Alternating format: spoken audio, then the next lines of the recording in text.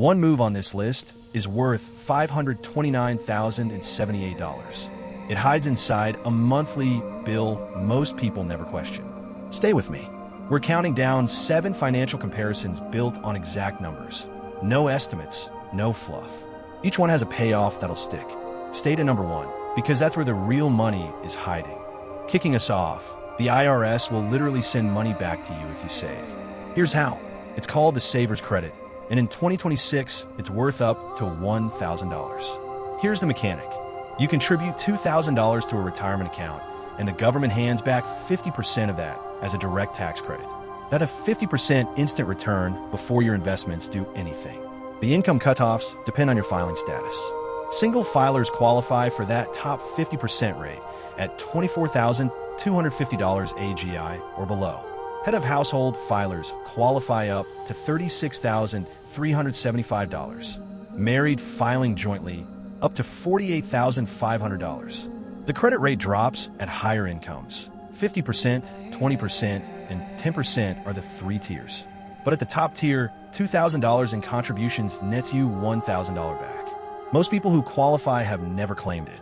Check your AGI and check your filing status. This one is free money sitting on the table.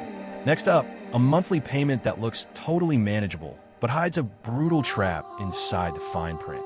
Number 6 is about a car loan that looks affordable until you do the math. We're looking at a $45,000 vehicle financed at 7.5% APR. The dealer offers you an 84-month loan. Your payment? $690 a month. Sounds fine, right? But compare that to a 48-month loan on the same car. Payment jumps to $1,088. That's $398 more per month. Here's the number that hurts. The 84-month loan costs you $12,979 in total interest. The 48-month loan costs $7,226. The difference is $5,753. You paid $5,753 extra for the privilege of a lower monthly payment. And that's before you factor in depreciation. You'll be paying off a car that's losing value the entire time. The 84-month loan keeps you underwater longer. That $398 monthly difference redirected into savings could be working for you instead of going to a lender. Low payment isn't the same as low cost. Next, we track one person's journey from $0 to $1 million, and the timeline is not what most people expect. Number 5 answers a question everyone has. How long does it actually take to reach $1 million? We're starting from 0, investing $500 a month at an 8% annual return. The first milestone, $100,000, takes 10.6 years. You'd hit it at age 35.6 if you start at 25. Then compounding starts doing the heavy lifting. $250,000 arrives at year 18.4, age 43.4. $500,000 at year 25.5, age 50.5. And $1 million at year 33.4, age 58.4. Here's what's wild. The second $500,000 takes just under 8 years. The first $500,000 took 25.5. That's what compounding actually looks like. Slow, then explosive. The total time to $1 million, 33.4 years. That's it. Not a lottery, not a windfall, just $500 a month and patience. Coming up, a debt payoff debate where the obvious winner isn't actually winning, and the numbers prove it. Here's the part that breaks people's intuition. You've heard of the Snowball method. Pay the smallest debt first for momentum. It feels right. It's motivating. But let's look at what it actually costs. We've got 3 debts. $10,000 at 26.99% APR, for $1,000 at 19.99%, and $1,500 at 12.49%. Total balance, $15,500. Monthly payment, $1,550. The Snowball method pays the smallest balance first. That's the $1,500 debt. Emotionally satisfying, but costs $2,567 in total interest and takes 14 months. The Avalanche method attacks the highest interest rate first, the 26.99% card. It costs $1,827 in total interest and finishes in 12 months. The difference, $740 saved in 2 months faster. The Snowball feels like it's working. The Avalanche actually works better. Neither method is wrong, but now you know exactly what the psychological comfort of the Snowball costs you. $740. That's the price of the quick win. Next, a health account that most people treat like a checking account, when it's actually something far more powerful. Number 3 is about an account most people underuse badly: the HSA Health Savings Account.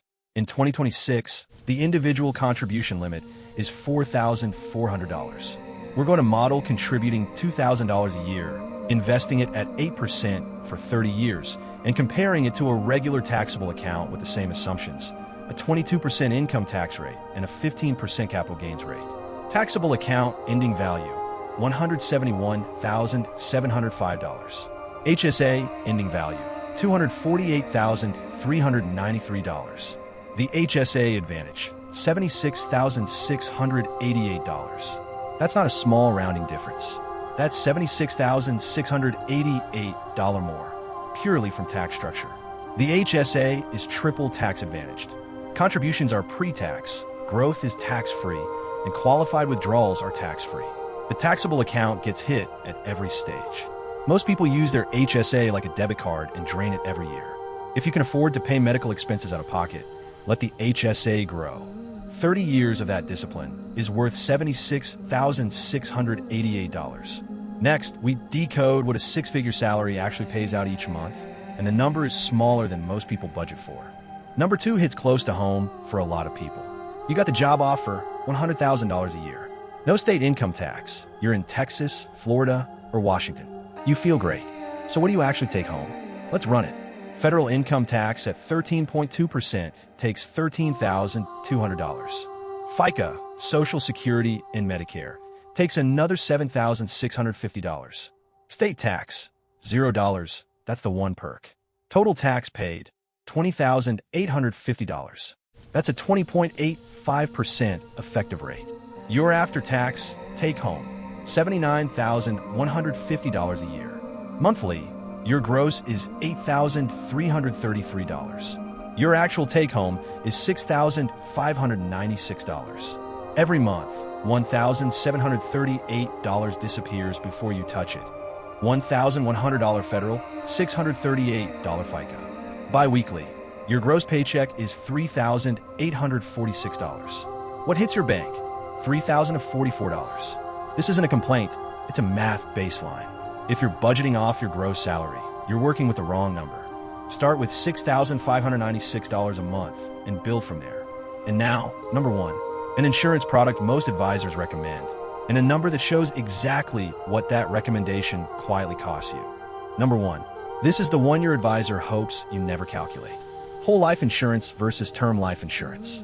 A whole life policy for a healthy adult runs about $400 a month. A comparable term life policy, $45 a month. The difference, $355 every single month. Advisors often sell whole life as an investment with insurance attached. But what if you bought the term policy and invested that $355 difference instead? Over 30 years at 8% annual returns, that $355 a month grows to $529,078. The total extra premiums you paid in a whole life over 30 years, $127,800.